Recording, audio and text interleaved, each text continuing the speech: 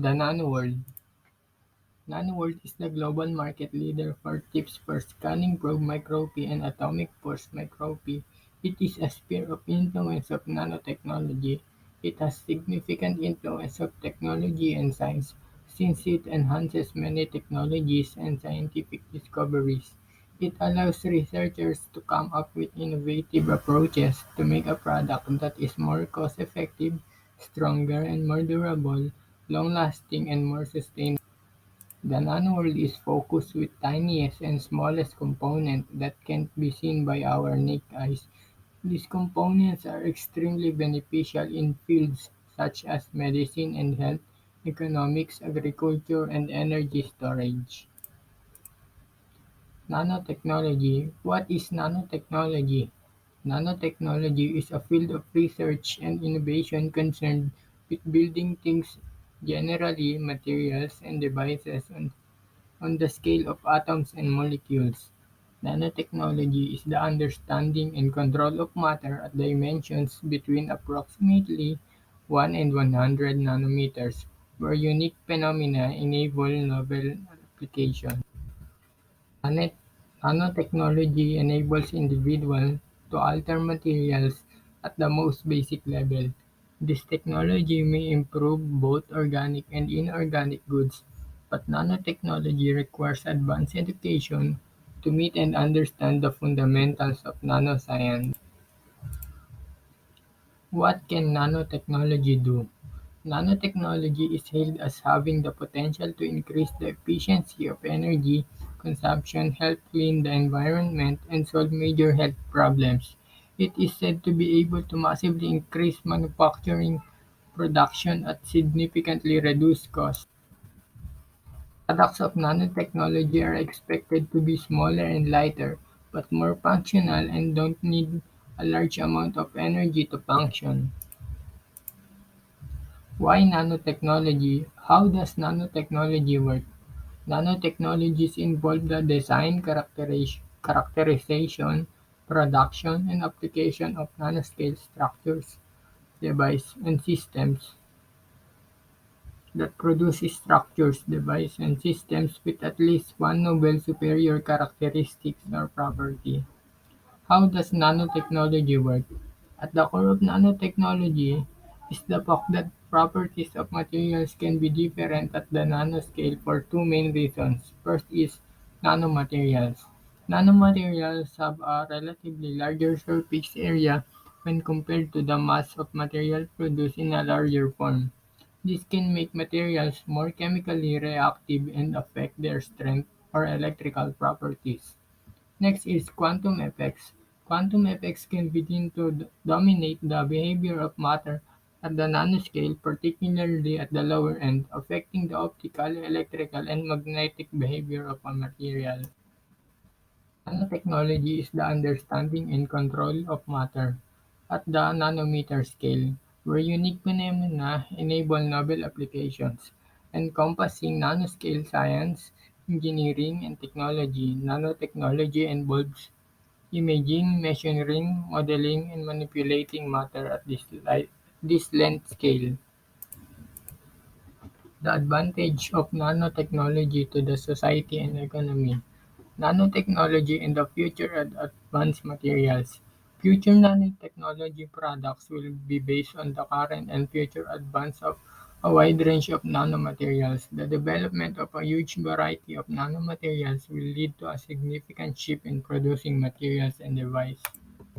Basically, every aspect of our lives will be affected because we will have faster computers, para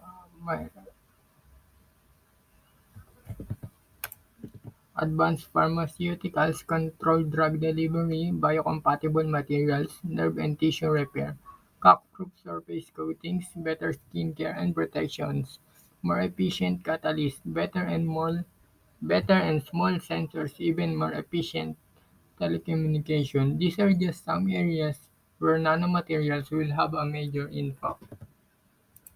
Here are the example advantages.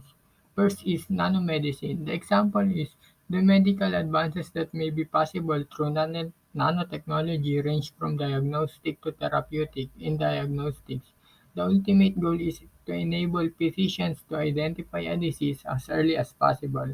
Nanomedicine is expected to make diagnosis possible at the cellular and even the subcellular level. Next is nanobiotechnology. Nanobiotechnology. Physicists, chemists, and biologists each view nanotechnology as a branch of their own subject and collaborations, in which they each contribute equally are common. One result is the hybrid field of nanobiotechnology. Combining nanotechnology with biotechnology could, for instance, lead to molecular prosthetics, nanoscale components that can repair or replace defective cellular components such as ion channels or protein signaling receptors. Third is energy advantage. Nanotechnology may transform the ways in which we obtain and use energy. In particular, it's likely that nanotechnology will make solar power more economical by reducing the cost of constructing solar panels and related equipment. Energy storage devices will become more efficient as a result. Nanotechnology will also open up new methods of generating and storing energy. The last one is manufacturing advantage. Nanotechnology is already making new materials available that could revolutionize many areas of manufacturing, for example, nanotubes and nanoparticles. Examples of nanotechnology inventions that we are using now: solar panels. Solar panels allows people to harness electricity from the sun without directly creating waste. But the process of creating solar cells is energy intensive and can produce large amount of waste. So researchers have been searching for ways to lower the cost of producing efficient solar cells through nanotechnology. Next is carbon fibers.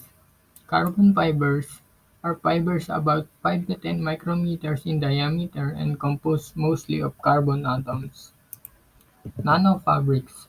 Nanofabrics are textile engineered with small particles that give ordinary materials advantageous properties. Cosmetics. Nanotechnology applications in cosmetics and skincare include sunscreen that use zinc oxide nanoparticles to block ultraviolet rays while minimizing the white coating on the skin. Nanoscience versus nanotechnology. Nanoscience is a study of ultra-small structures and materials, and nanoscience is interdisciplinary that is scientists in many fields such as chemistry, physics, biology, medicine, computer science, material science, and engineering study and use them to improve and to understand the world, while nanotechnology, on the other hand, is the design, production, and application of structures, devices, systems at the nanoscale. Basically, one explores nanomaterials and their properties, and the other uses this material and properties to create new and different ones. Here are the founding fathers of nanotechnology. First is Richard Feynman. Richard Feynman is the one who provided inspiration for the field of nanotechnology. Second is Norio Taniguchi is a Japanese scientist of Tokyo University of Science, was the first to use the term nanotechnology in 1974. K. Eric Drexler is the one who developed and popularized the concept of nanotechnology and founded the field of molecular nanotechnology. Heinrich Rohrer is widely regarded as one of the founding scientists of nanotechnology field.